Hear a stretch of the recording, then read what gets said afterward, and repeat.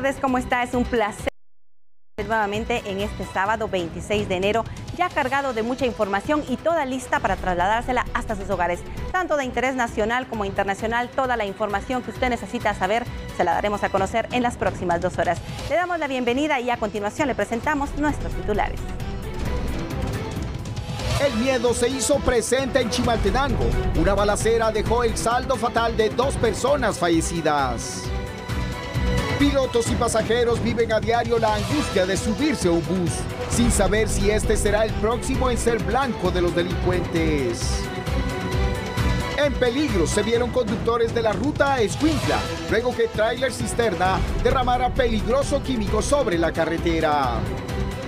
¿Sabía usted que las precariedades que se viven en el sector educativo pueden llevar a su hijo a la depresión? Le decimos por qué.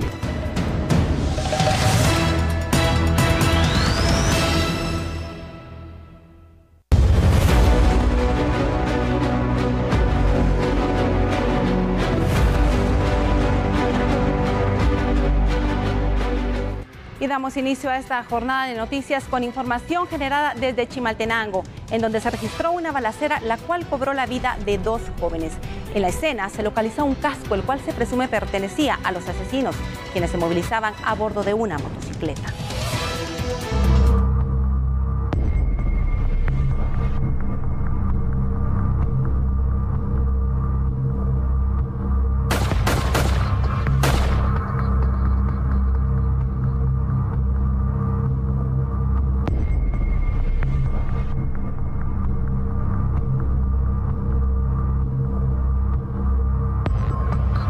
Individuos a bordo de una motocicleta roja rondaban sospechosamente en la segunda calle y segunda avenida de la zona 3 del Tejar Chimaltenango. Lucían nerviosos, como quien espera algo con ansias. Ever y Leonardo, de 17 y 20 años respectivamente, se disponían a comenzar su jornada laboral, cuando fueron alcanzados en esa dirección por los tripulantes de la moto roja. La ráfaga de disparos alertó a los vecinos. Al llegar paramédicos de bomberos municipales departamentales, y al constatar signos vitales, constataron que ya estaban fallecidas las 2 personas. Y llegando la madre de uno de ellos, indicando los datos de él, se llama Leonardo Fabio Cook, de 20 años, residente en la colonia Patricia de Arzú. La señora que lo reconoció fue su señora madre, quien se identifica con el nombre Leonardo Cook. En el bolsillo del pantalón de la otra víctima sonaba insistentemente un celular. Era Sandy Moreira Sui, quien llamaba a su hermano con la esperanza de encontrarlo con vida. Sin embargo, escenas de dolor se vivieron minutos después cuando la mujer llegó al lugar y reconoció el cadáver de su hermano Ever Isaí Sui Machik, de 17 años. En su huida, los delincuentes dejaron tirados un casco de motorista que quedó justamente al lado del cuerpo de una de las víctimas.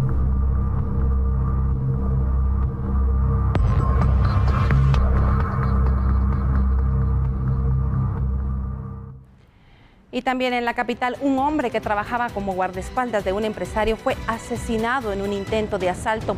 El hecho se registró en la segunda avenida y 10ª calle de la zona 9 capitalina.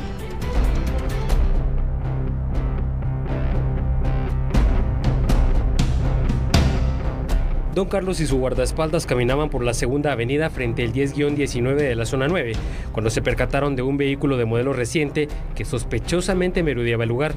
En cuestión de segundos, descendieron del vehículo 2 hombres armados, que no contaban con que el custodio defendería con su propia vida a su patrón. Sin dudarlo, desenfundó su arma y repelió el asalto. Un hecho armado en la segunda avenida frente al 10-19 de la zona 9, donde a la llegada de técnicos en urgencias médicas localizan a Víctor Gustavo Varillas, de 34 años de edad, con varias heridas de proyectil por arma de fuego en el área del tórax. Esta persona fue evaluada y se constata que ya no contaba con signos de vida. La persona que era custodiada por el guardaespaldas fallecido logró refugiarse del fuego cruzado detrás de un árbol, mientras que los 2 delincuentes heridos huyeron a bordo del vehículo, relató a las autoridades. Ese auto del que descendieron los atacantes ya había sido visto con anterioridad circulando por el lugar, por lo que se presume que ya habían controlado a sus víctimas.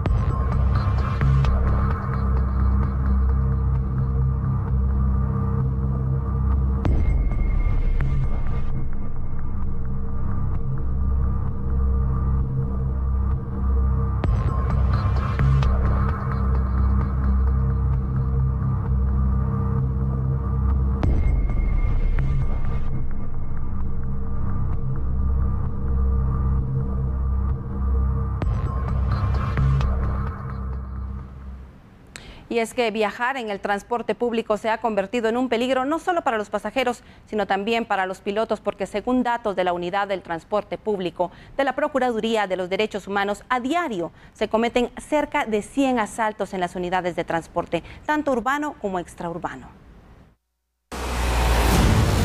Esta semana se reportó que los usuarios de un bus extraurbano que viajaron de la ciudad capital hacia el occidente fueron víctimas de asalto. 7 hombres que subieron a la unidad en Guatemala llegando a Sololá gritaron que era un asalto y despojaron de sus pertenencias. El atraco duró más de 30 minutos. El objetivo principal de los delincuentes fue exigir y revisar a unos extranjeros. A estos les robaron $2,000 norteamericanos. Este trabajo lo realizan grupos criminales que operan en las diferentes carreteras del país y emplean un trabajo hormiga para cometer los robos a los usuarios, refiere Edgar Guerra de la Unidad de Transporte Público de la Procuraduría de los Derechos Humanos. Ellos ya conocen muy bien en qué puntos no hay presencia de policía ni operativos de ninguna autoridad y generalmente ocurren principalmente en la madrugada y en la tarde-noche, en donde ellos con toda impunidad pues actúan, son grupos de entre 5 a 7 personas armadas, abordan la unidad de transporte, en algunos momentos se colocan o se ubican estratégicamente en las entradas y salidas y a la mitad del autobús para poder tener control del mismo. Estos hechos criminales podrían afectar la visita de turistas durante la Semana Santa 2019. Algunos países alertan a sus ciudadanos sobre viajar a ciertas naciones por el aumento de hechos delictivos. Sí, de hecho ya hay algún tipo de travel warning de parte de la Embajada de Estados Unidos en cuanto a la relación a la violencia que se vive en el transporte público. Recordemos que más de 6 millones a nivel nacional circulan o utilizan el transporte diariamente y esto pone pues en vilo a las autoridades que tendrán algo que hacer realmente productivo, positivo para resolverle ese problema a los guatemaltecos. En algunos hechos de robo en las unidades de transporte público urbano y extraurbano, en los cuales el botín son billeteras con dinero, celulares, tarjetas de crédito y débito, en algunos casos los delincuentes han abusado de las usuarias. Y uno de los últimos casos en donde se vieron en peligro tanto la vida de pasajeros como del piloto fue este atentado de la Ruta 32, en donde la que ya se hizo famosa rancherita intentó detonar un artefacto explosivo dentro de la unidad. Es por eso que expertos aseguran que para manipular explosivos se debe tener el conocimiento específico y la DIDAE es la especializada en Guatemala. Aquí le presentamos más detalles de este tema. Para la manipulación de explosivos, los especialistas tienen un protocolo especial y hacen el llamado a las personas particulares que de observar algún objeto que podría ser de estas características, no deben tocarlo por ninguna razón, sino más bien hacer el llamado a las autoridades. Estamos con recurso humano de 118 técnicos capacitados para poder enfrentar a cualquier tipo de artefacto, para desactivarlo, neutralizarlo o también para trabajar una escena post explosión. Contamos con equipo de protección, lo que son trajes de protección EOD 9, que obviamente son antifragmentarios. Contamos también con cañones disruptadores, tenemos cámaras de rayos X para poder determinar qué puede haber en un paquete, hacemos una toma y miramos el contenido y así mismo vamos a poder atacarlo para cortar la fuente de poder. Asimismo tenemos, previo a toda actividad esta, contamos con la herramienta muy fundamental que son las unidades caninas, detectoras de armas y explosivos, capacitadas y son muy efectivas. Es lo primero que utilizamos y cuando una unidad de esta canina nos da una alerta, nosotros ya sabemos que sí hay, entonces utilizamos todo nuestro equipo y asimismo ya antes de que el técnico se aproxime a hacerle una toma con cámaras rayos X, pues obviamente va a ir dotado el traje de antifragmentario para poder así protegerse a la hora de que accidentalmente pudiera activarse el artefacto, pues obviamente le va a conservar la vida. Asimismo tenemos más herramientas como para apertura de vehículos, lo que nos sirve a nosotros para no poner en riesgo tanto la vida del técnico para hacer a distancia algunos tipos de actividades. Varios son los incidentes que se han registrado con explosivos, señaló el jefe de la División de Investigación y Desactivación de Armas y Explosivos de la Policía Nacional Civil. Y el más reciente fue el pasado lunes 21 de enero, donde alias La Rancherita activó una bomba casera y perdió sus manos. El jefe señaló que la DIDAE es el área de especialización de explosivos. Y a raíz de este atentado que fue protagonizado por una mujer, esta semana abordamos la presencia de las mujeres en pandillas y analistas dieron a conocer una de las razones es la falta de educación y empleo, pero ¿cuál es en realidad la situación que se vive en nuestra sociedad? A continuación le tenemos los detalles. Todavía se considera a las mujeres como parte de objeto que están en función de. Esto hace que desde la infancia se consideren que se encuentran en situaciones de riesgo y se vuelvan vulnerables ante ciertas situaciones. Mientras no logremos cambiar un poco y sobre todo esta visión de ser objetos y que necesitamos depender de alguien más que sea más fuerte porque somos muy débiles, no vamos a lograr avanzar en la restauración de derechos que se ven vulnerados. Dentro de esto, pues el tema de la violencia que se ejerce, sobre todo que se da en ámbitos privados y en ámbitos públicos, porque la violencia es como la demostración de fuerza y de poder. Según un estudio de Flaxo, a las mujeres se les violan sus derechos. Se evidencia en que la edad promedio de embarazo es de 16 años. Datos del Informe de Estado de Población Mundial, UNFPA, indican que solamente 1 de cada 10 mujeres tienen acceso a educación básica, pero hay más barreras que enfrentan las guatemaltecas día con día. Es una cuestión estructural. Desafortunadamente tenemos que entrar a trabajar entonces en relación a por qué es que está vulnerable esa zona o por qué ellas se vuelven vulnerables en determinadas zonas marginales, como le llamamos a veces, ¿verdad? Es justo porque se van rezagando en un desarrollo y no hay oportunidades ni siquiera de garantizar la seguridad y un mejor desenvolvimiento o mejor emprendedurismo tal vez hacia ellas. Entonces se quedan rezagadas y como marginadas en todas estas oportunidades, ¿verdad? Porque incluso el hecho de vivir en una zona, ejemplo, zona 18, zona 6, dentro de una solicitud laboral, pues también le margina que pueda ser partícipe de un acceso a una oportunidad laboral, ¿verdad?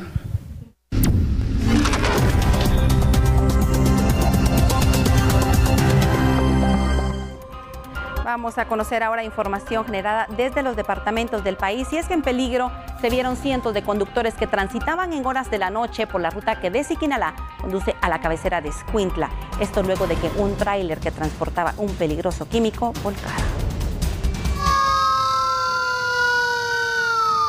En horas de la noche del viernes, un camión cisterna que transportaba un potente químico volcó sobre la carretera en el kilómetro 67 de la ruta al Pacífico, en jurisdicción de Siquinalá, Escuintla.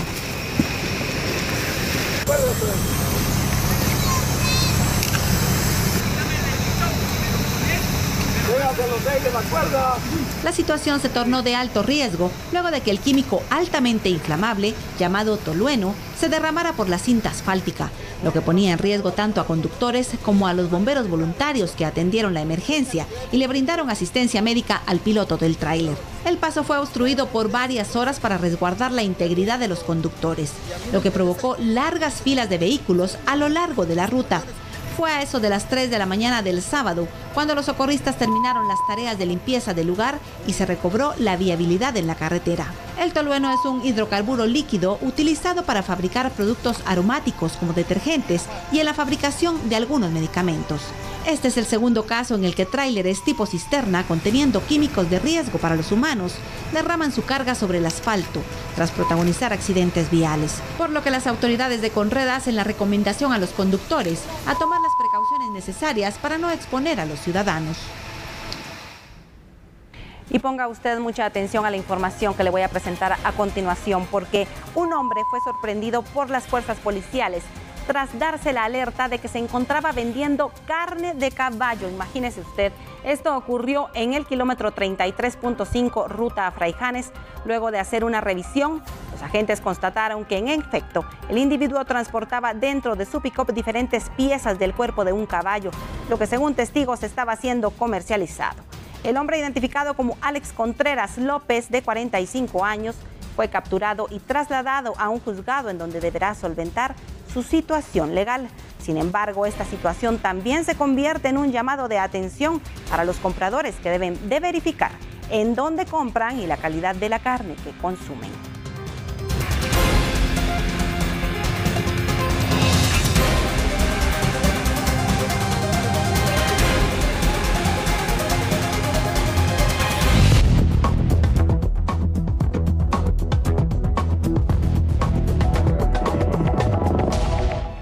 cambiamos totalmente el orden de la información porque las malas condiciones en las instalaciones de los centros educativos podría causar que los estudiantes pierdan la motivación por estudiar. De acuerdo con una profesional en psicología, las malas condiciones en infraestructura, la ausencia de mobiliario y equipo, la falta de maestros y recursos en un centro educativo podrían ser factores que afecten el aprendizaje de un estudiante. Este contexto se presenta en varios establecimientos del país. Encontrarse con condiciones malas en los establecimientos o que no tienen maestros, creo que eso sí es deprimente, ¿verdad? Podemos llegar al punto de pensar, bueno, ¿para qué voy a estudiar si no hay condiciones, ¿verdad?, para poder superarme? Pero creo que cada uno podemos estar al pendiente de que si nos proponemos podemos salir adelante independientemente de las condiciones que nos ofrezcan. Claro, en ese caso como padres de familia, ¿cómo poder motivar a los niños y jóvenes para que tengan otro ambiente y no solo el ambiente escolar que muchas veces está lleno de precariedades? Bueno, podemos hacer un programa de actividades en nuestras casas donde podemos incluir las tareas de la escuela y extra pues un tiempo de recreación, ¿verdad? Para ir compartiendo con ellos y teniendo un nivel de emociones en cada niño y que no afecte tanto, ¿verdad?, ahora estar nuevamente en la escuela. Y este 31 de enero la Universidad de San Carlos de Guatemala conmemorará 343 años de su fundación. Conozcamos un poco más de la historia de esta escuela tricentenaria. Fue hace 343 años que la tricentenaria Universidad de San Carlos de Guatemala se fundó, convirtiéndose en la primera casa de estudios avanzados del país. A lo largo de su historia se ubicó en distintos lugares, entre la capital y Antigua Guatemala, siendo su primera ubicación el Colegio Santo Tomás de Aquino. Luego, el actual Museo de Arte Colonial y al trasladarse a la ciudad se dieron clases en el Pasaje Rubio e Iglesias. Como la universidad fue creciendo, a final del siglo XIX el gobierno expropió un instituto religioso y ahí se estableció la Facultad de Medicina y es ahora el Paraninfo Universitario. Para los terremotos de 1917 y 18 que este edificio sufrió severos daños, la universidad se trasladó a una escuela construida por Quetzaltenango frente al Parque de Jocotenango y cuando se inauguró el Paraninfo, la sede de la rectoría se trasladó al Paraninfo y ahí estuvo hasta cuando se trasladó en 1962 al campus de la Zona 12 que ahora es el albergue de la universidad. La casa de estudios inició con tan solo 15 estudiantes pertenecientes a la élite más importante del país, que buscaban incursionar en el poder y gobierno político. Los primeros estudiantes fueron alrededor de 15 personas, eran solamente representantes de la élite social del país por la legislación que habían establecido los españoles, entonces solo estas personas tenían acceso a la universidad. Las carreras fundamentalmente eran lo que ahora conocemos como teología, bueno, en aquella época también tenía ese nombre, filosofía, derecho, medicina y lenguas nativas, y se empezó con las clases de cachiquel. En 1987, la USAC adquirió el título de pontificia, lo que permitió que sus estudiantes, al egresar, pudieran ejercer en países católicos desde Polonia hasta Filipinas. Actualmente, la que sería la primera sede oficial de la Universidad de San Carlos, funcional como el Museo de la Universidad, el cual alberga su historia y datos importantes que ocurrieron en sus salones.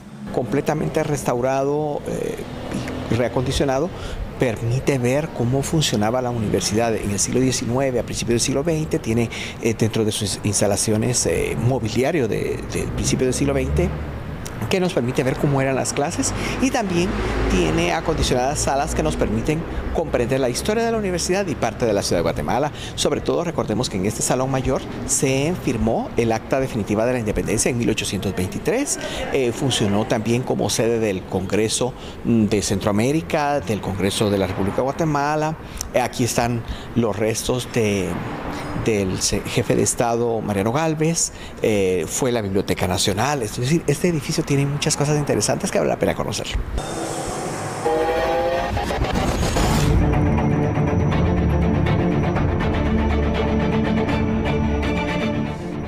Y tenemos en este momento información en desarrollo y es que en la zona 1 se acaba de registrar una balacera que dejó un saldo fatal de 3 fallecidos. Ocurrió dentro de una tienda, pero los detalles nos los dará Hugo Morales, quien está en el lugar. Hugo, buenas tardes, ¿qué nos puedes comentar? Gracias, Jackie. Muy buenas tardes. Efectivamente, un ataque armado ocurrido en el interior de una tienda ubicada en la Quinta Calle y 14 Avenida de la Zona 1 capitalina. En el lugar, la información preliminar era que 3 personas se encontraban bebiendo bebidas alcohólicas cuando 3 sujetos a bordo de una motocicleta sin marca y con un número de placa alterado descienden, sacan las armas de fuego y las accionan en reiteradas ocasiones, provocándole a estas 3 personas dentro de la tienda heridas en diferentes partes del cuerpo. Se retiran estas personas escapando del lugar y rápidamente se llaman a los cuerpos de socorro. Al llegar al lugar, se atienden a las 3 personas. Lamentablemente, una de ellas, identificada con el nombre de Wilson Contreras Guzmán, pierde la vida. Una de los impactos de bala le impactó en el cráneo, quitándole la vida inmediatamente. Las otras 2 personas fueron trasladadas rápidamente al hospital general. Sin embargo, por la gravedad de las heridas, a su ingreso de este centro asistencial, pierden la vida. Los investigadores del Ministerio Público iniciaron con la recabación de las evidencias, encontrando en el lugar más de 5 casquillos de arma de fuego con los cuales atacan a estas 3 personas que están en las edades de 25 a 33 años aproximadamente. Es la información. Adelante, estudios. Hugo, ¿podrías decirnos si el encargado de la tienda brindó alguna información adicional que pueda aportar datos para esta investigación? Se lo observó a esta persona platicando con agentes de Policía Nacional Civil y del Ministerio Público. Recordemos que él era el encargado de la tienda y será parte de la investigación que tenga el Ministerio Público preliminarmente para que él pueda dar detalles si estas personas eran clientes frecuentes o habían llegado en esta única oportunidad, y si él vio o logró ver a los 3 atacantes que bajaron de la motocicleta, pero eran parte de la pesquisa que realizan las autoridades. ¿Hay alguna identificación de las otras 2 personas que también perdieron la vida? Hasta el momento se desconoce, debido a que el trabajo que realizan los bomberos fue darle ayuda prehospitalaria y rápidamente llevarlos al hospital, al centro asistencial para poderlos atender. Entonces el trabajo de identificación se está realizando en este momento. Era Hugo Morales quien nos traslada toda la información de lo ocurrido en este ataque armado. Lamentablemente en el fallecieron 3 personas. Agradecemos a Hugo Morales entonces la información que nos traslada. De acuerdo a lo que se sabe hasta el momento, es que según versiones de curiosos, los mismos se encontraban consumiendo bebidas alcohólicas y 3 individuos a bordo de una motocicleta roja sin marca. Los únicos datos son placas 833. Sin mediar palabra, les efectuaron disparos directamente en contra de estas 3 personas, dándose posteriormente al puente La Asunción. Hasta el momento es la información preliminar, como ya lo indicó Hugo Morales también. Solo uno de los 3 fallecidos fue identificado y corresponde al nombre de Wilson Contreras Guzmán, de 27 años. Así que posteriormente podemos estarle ampliando esta información una vez los otros 2 fallecidos sean identificados. Continuamos con más noticias. Estamos a pocos días.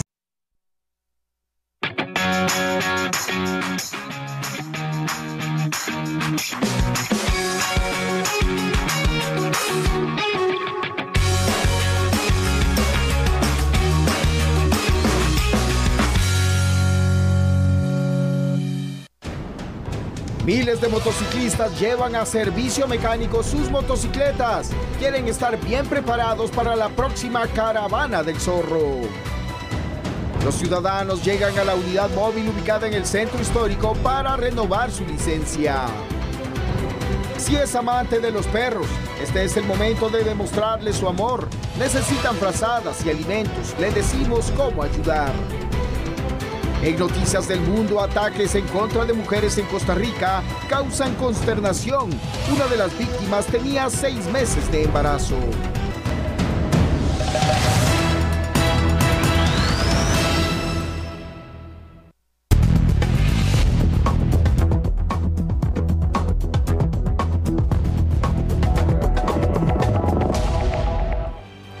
Gracias por continuar en sintonía de TN Todo Noticias, y tenemos más información de interés nacional porque se acerca la final del fútbol americano entre 2 equipos que darán todo en la cancha tal y como lo han hecho en sus respectivas ligas. Pero ¿sabía usted que la mayoría de uniformes que usarán los jugadores fueron confeccionados por manos guatemaltecas? A continuación se lo presentamos en este video. Faltan pocos días para que Los Ángeles Rams choquen contra los Patriotas de Nueva Inglaterra en el Super Bowl número 53, en donde millones de personas a nivel mundial estarán a la expectativa de sus héroes del fútbol americano. Sin embargo, algo curioso de esta final es que la ropa deportiva tendrá en su etiqueta la frase Made in Guatemala, es decir, hecho en Guatemala. Según Antonio Maluf, presidente de la Asociación Guatemalteca de Exportadores AGEXPORT, diversas empresas nacionales visten a grandes equipos de la NFL y de otro tipo de deportes. Definitivamente hay grandes empresas acá en Guatemala que se han dedicado a la industria del deporte y tenemos una empresa que le distribuye específicamente a los deportistas de la NFL. Estamos viendo que los dos finalistas pues traen una gran trayectoria durante el año y se han exportado productos para estos dos equipos todo el año, no solo para los jugadores, sino que para la afición. Y es importante que se sientan con orgullo, que cuando miran en el extranjero una camisa que dice hecho en Guatemala, o definitivamente en inglés, made in Guatemala, pues esa es la selección. Esa es la selección de Guatemala. Cuando ustedes ven que nosotros vamos a apoyar a un seleccionado, miramos que Guatemala sale a foguearse al extranjero en el deporte y que el fútbol logra jugar en otros ámbitos, pues para nosotros que exportamos las prendas de vestir, ver una prenda de vestir en los grandes almacenes o en las grandes tiendas o en los grandes escenarios deportivos como va a ser en Atlanta en 2 semanas, que esas prendas digan Guatemala es de gran orgullo para nosotros. De forma preliminar se estima que el sector textil en 2018 cerró con un crecimiento de 12%. Empresarios consideran que es positivo, pues se elevó la generación de empleo. Este año estamos creciendo, a pesar de que llevamos 3 semanas a un ritmo de un 8%, y el año pasado, según las cifras no oficiales que no han terminado, pues crecimos alrededor de 12%. Es importante que nosotros sigamos apoyando este sector para que logremos crear más empleos, que esos empleos se queden en Guatemala y que nosotros exportemos prendas de vestir, exportemos verduras, exportemos frutas, exportemos plantas y no exportemos personas. Que las personas se queden en Guatemala, se queden con su familia y que crezcan la economía nacional. En 2018 se exportaron 18 millones de prendas deportivas para distintos equipos de ligas en los Estados Unidos y a sus seguidores. En más información, luego de registrarse una serie de alzas durante varias semanas en el tipo de cambio, autoridades del Banco de Guatemala aseguran que se ha llegado a un ritmo de estabilidad.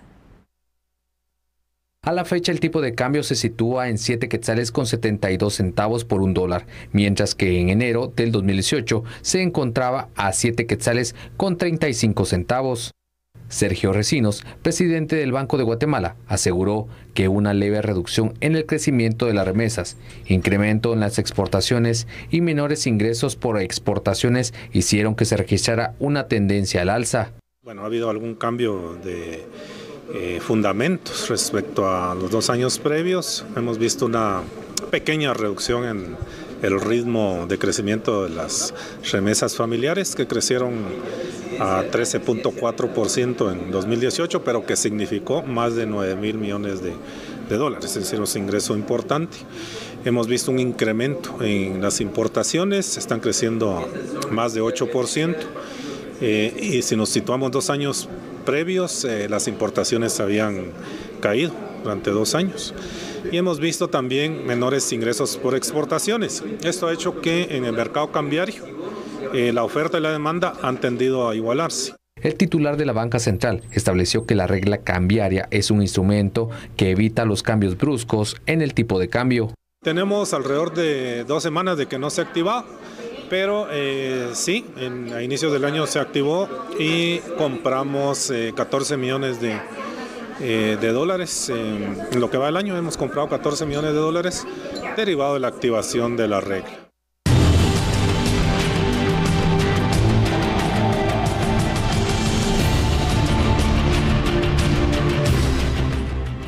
Nos vamos ahora hasta Torre de Tribunales, en donde en el juzgado de extinción de dominio, 2 mujeres capturadas por la Policía Nacional Civil en San Miguel Petapa, esto en el año 2018, solicitaron que se rechace la petición del Ministerio Público que 75,000 quetzales que se les incautaron cuando fueron aprehendidas pasen a manos del Estado guatemalteco. Según una de las agraviadas, es dinero de su trabajo como taxistas.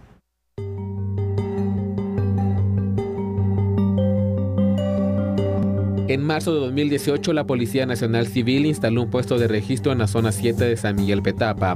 Los uniformados solicitaron que los tripulantes del vehículo con placas P412FLV detuvieran la marcha para realizar una inspección. Las tripulantes fueron identificadas como Mayra Aide Mejía Martínez y Marta Eva Girón Juárez. Bajaron del automotor.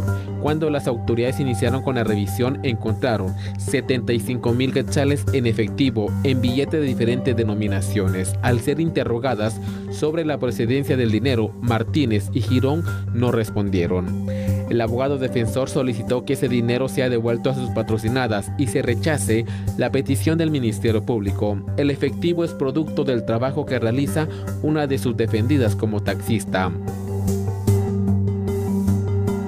Que mi patrocinada se dedicaba a una actividad lícita, o sea, tenía ciertos ingresos por su actividad laboral.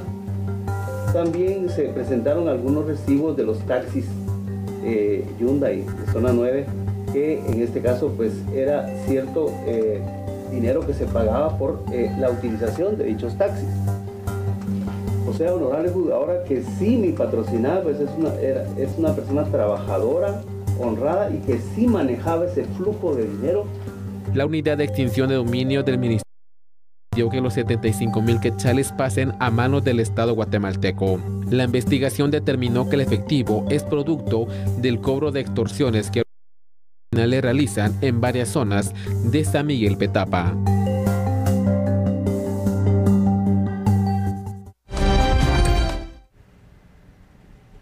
Y hay buenas noticias para los estadounidenses, porque después de 36 días termina el cierre parcial del gobierno en Estados Unidos.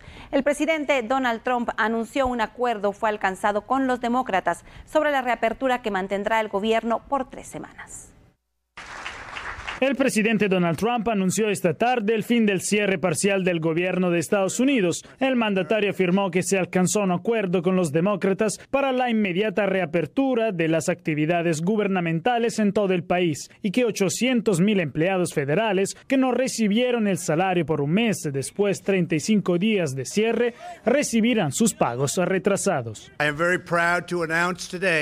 Estoy muy orgulloso de anunciar hoy que hemos llegado a un acuerdo para poner fin al cierre y reabrir el gobierno federal.